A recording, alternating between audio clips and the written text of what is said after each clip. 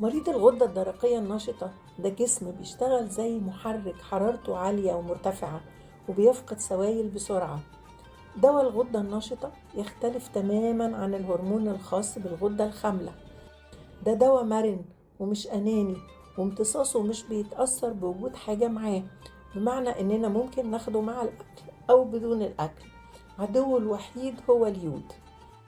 الدواء ده وظيفته إنه يمنع الغدة تصنع هرمون زيادة، لكن انت لو بتغذي الغدة باليود بكثرة ده طبعا هيعكسه.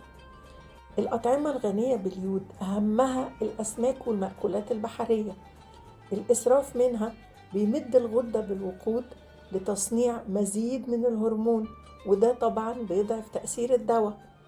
الملح المدعم باليود، الألبان والبيض لأنها برضو بتحتوي على كميات من اليود، وعشان كده لابد من الاعتدال فيها.